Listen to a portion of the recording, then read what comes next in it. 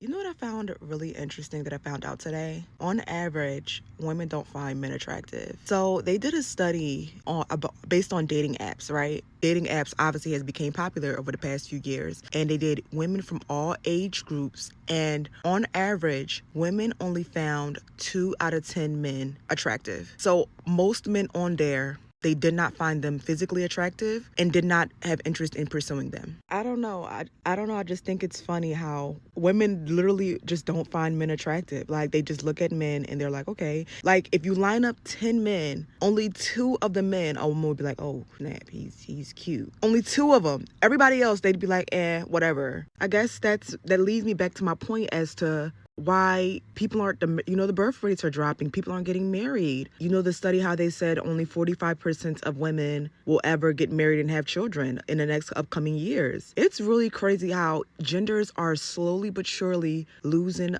their spark. Hey, bro, I've been realized that when I was younger, right? I used to hang out with this dude, right? Like, when we go to the mall, I would see women looking at him. So it let me know that women don't just find everybody attractive, right? Like, this dude was like a real pretty boy type of nigga, and like I noticed that like he really got a lot of attention from women. He could never keep one to save his life because a lot of women don't like that pretty boy shit. But what I'm gonna say is this: work on your intangibles, man. You know what I'm saying? Like, learn how to laugh her drawers off, learn how to be more charismatic, learn how to be more of an effective communicator, all kind of stuff like that, man. Women like us for different reasons, man. Like, it ain't important for us to be the most handsome person on the world. Now, you can't be butt ugly, and you got to be exceptional if you butt ugly. Real talk. It is what it is. You gotta have some bread or something. But if you average looking and you got the intangibles, you gonna be successful out here, man. Straight up. Like, black people are notorious for naming their children 25-letter names that they're never going to get even pronounced right, let alone spelled right. Like, why would you do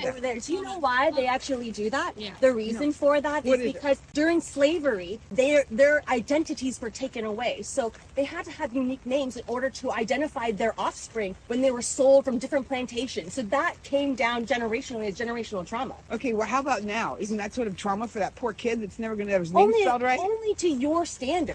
Like, if I were that child, I wouldn't want my name misspelled all the way through or mispronounced by people. That's because people can't take the time to pronounce it correctly. Whatever. You can say supercalifragilisticexpialidocious, but you can't say Jaquan. Are you kidding me? Okay, whatever the result is, the poor child does not have his name pronounced correctly or spelled correctly. Because people do not take the time. You can take the extra 2 seconds to do it, but instead you're sitting here making fun of a whole culture of people for things that they didn't have a choice on. Do you have a name that gets misspelled a lot? I sure don't. Well, because my mom whitewashed my name. So that's racist. This was a very interesting exchange of dialogue right here. I'm not gonna lie to you. I never heard that theory about the names coming from our ancestors being sold off, and I've never heard that theory. I would have to look into that one. But the point that she brought up about being able to say supercalifragilisticexpialidocious, but you can't say Jaquan, that was a valid ass point right there. Growing up in the urban environment, bro, I remember the first day of school and everything like that. That was always a funny day because watching these teachers butcher people's names that you grew up with, you it's normal to you because you've been around these people your whole life. But to see them say Jaira, it's Jaira. That shit was funny to me, but like, I have noticed that a lot of people that got like ghetto first names tend to adopt their non-ghetto middle name, or they initial their names, right? Nigga named Daquan John Terriers, he gonna just call himself DJ, right? I've noticed that, and that's only because the system has put it in place to frown upon those type of names. It is what it is, bro. You're in a relationship. Should you really have a backup plan? There is new research that shows half of all women have a guy on the back burner just in case things go wrong in their current relationship. Physician and national mindful living expert Dr. Romy Mushtaq is here to talk more about that. Dr. Romy, seriously? Good morning, Tom. I know, and Come on, this sounds positively guy, doesn't it? And I have to sit here and defend all of us women, but this is the latest psychology research. I was just as shocked reading this data. More than half of women who are married, happily married women are doing this, have a backup plan. And what is a backup plan? It means you have someone on the back burner So a Right. specific person A they've specific identified. person that they've identified, and in most cases it was either an ex-boyfriend or an old friend who never made it to the dating category.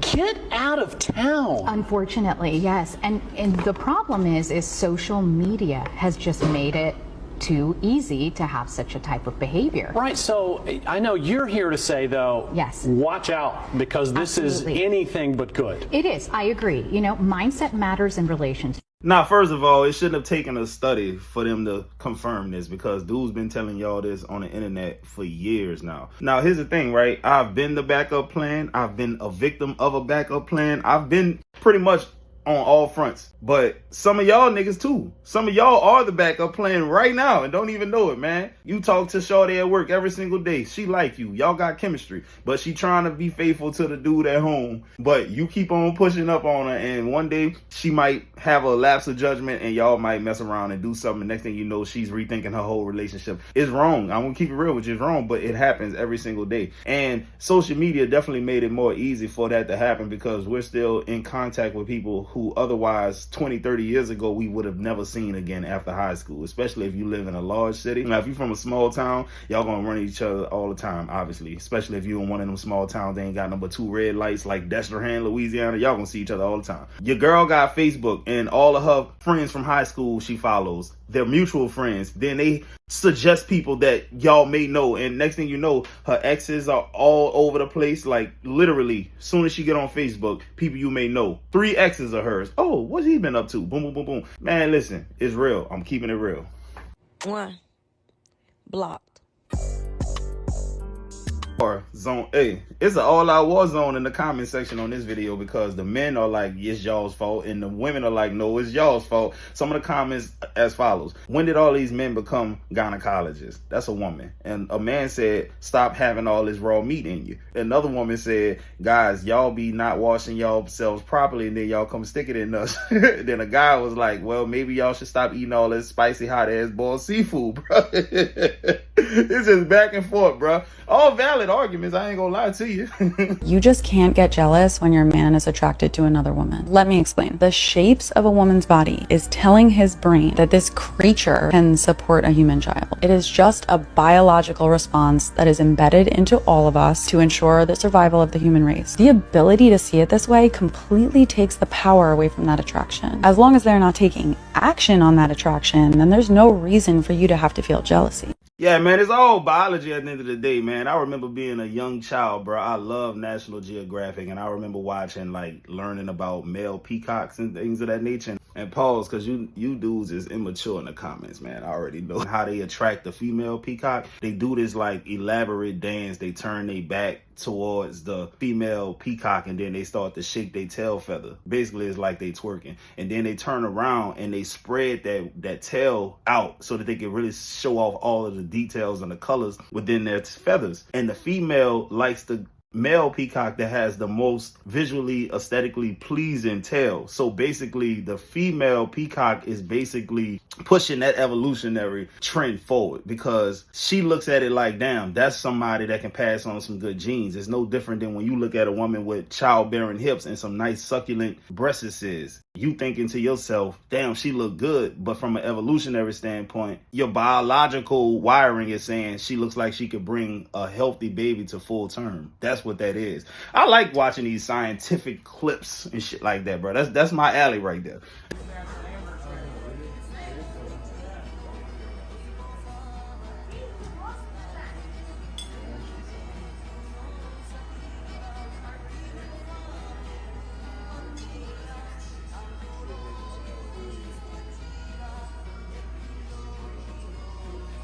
That's the type of shit that happen when you lead a man on. We know you ain't interested in being just friends with him. You want the benefit of having him without having to commit to being in a relationship with this dude. That's what male friends are to females, bro. You like a boyfriend that can't get the cheeks. It's really that simple. It's a sad place to be in. I'm a narcissistic mother.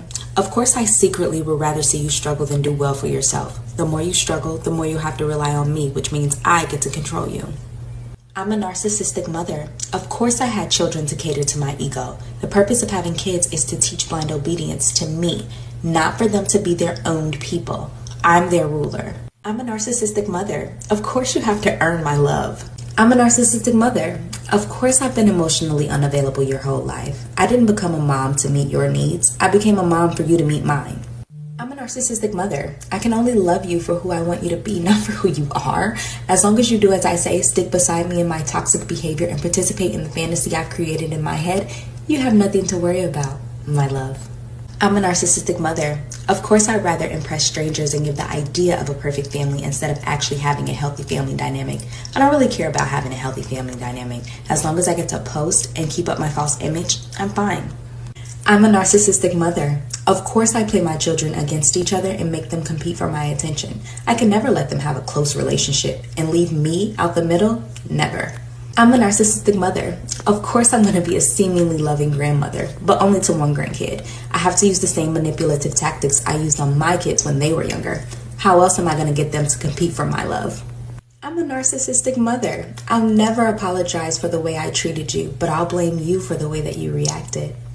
Now look, I'm documented on record for saying this. I, in my heart of hearts, believe that a narcissistic mother like the one she just described is more detrimental to the development of a child than the absence of a father. I'm keeping it real with you. If I could pick and choose a scenario to bring a child in and try to bring them up to be the most successful child that I possibly could, I would put them in a fatherless home before I put them in the home of a narcissistic mother, bro. I'm gonna keep it real with y'all, dog. I'm gonna be dead serious. People don't really understand the scope and the grand scheme of things and how messed up people in the head are who got mommy issues, bro. Daddy issues is a different story. I think never mind. But mommy issues, bruh, listen, some of the most messed up in the head people I've ever come across all came from homes where the mama was crazy. Fucking with such and such. That nigga ain't got no money. He can't help what the fuck you doing with that nigga. And your daddy gonna be like, what the fuck is you doing with that bum ass nigga?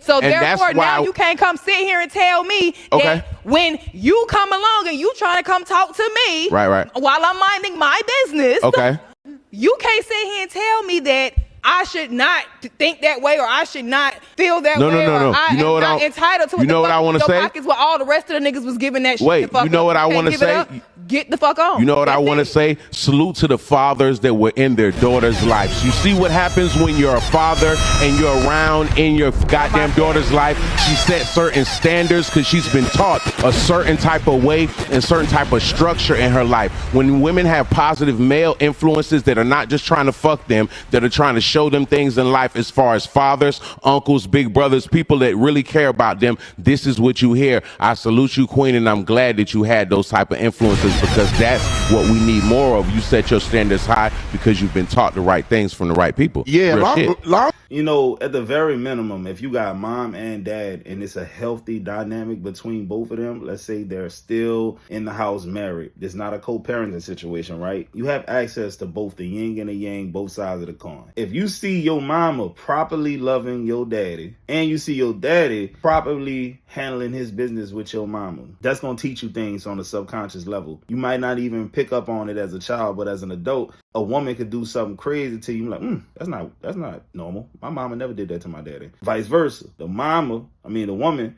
see a dude do and be like, damn, my daddy never did no bitch ass shit like that. That don't sit well with me. But what I'm trying to say is this, man, when you got both of those dynamics, you are more equipped to kind of have a better sense of discernment and judgment as it comes to people. But if you never had that role model, a woman can come over here and do anything to you because you don't know no better. If your mama been single for the better half of your life, you never knew what it was for a woman to be a good woman. It is what it is, bro. I'm getting sick and tired of you pranking me about this booger in my nose. I hate this type of joke. That's an American thing.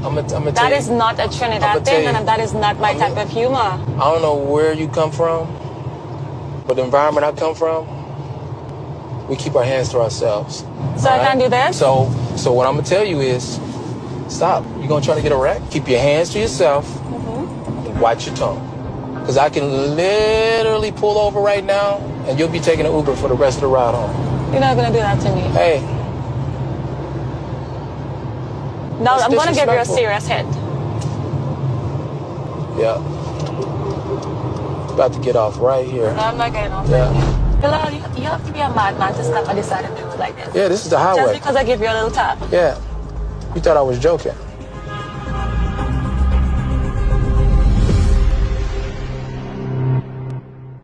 Nah, he did the right thing. Because guess what? As soon as she'd have tapped me on my head, I'd have blew up. Wasn't going to put my hands on her, but it was definitely, she was going to know that she just fucked up. And then if she'd have done it again, I'd have abruptly pulled over. Get your ass out this damn car. Straight up. Even I had to drag your ass out the car. You getting up out that car. Ain't going to be on the side of the road. Straight up. Because, bro, that's so disrespectful. And guess what? What you think going to happen from this point on? See, life has layers and levels to it, man. In this situation, he let her get away with that. It's going to start to get exponentially worse. And just like with the whole dating thing, you know, it's kind of on a different topic, but it's going to come full circle. The woman that don't want to go to Cheesecake Factory, but she wants you to bring her to this place where it's going to cost $250 for you and $250 for her. So it's ultimately a $500+ meal. If that's the first date, it just gets worse from there. You get what I'm saying? It's levels. Things you have to nip in the bud off the rip. We not setting that precedent, bro. Straight up. You can't do that. Nope. Don't put your hands on me. I got my baby with me, and she had to use the bathroom. I don't take her to the women's bathroom. I don't feel comfortable in the women's bathroom. I don't think many women are going to be comfortable with me in the women's bathroom, so I take her to the men's. We got our bags with us. We walk into the bathroom, and this homeless guy just comes out of the stall, and it smells terrible in there. You know, he was in there doing what he had to do, not his fault. One of the porters that cleans here saw me. We're boarding? Okay. One of the porters that works here saw me, and he was like, hey, bro, you want me to hit the bathroom? Want me to clean it for you? I said, yeah, thank you, man. And he said, yeah, bro, I got a daughter who's 5. He said, so I understand how hard it is to be a dad and try to get them in a clean bathroom where they feel comfortable and safe.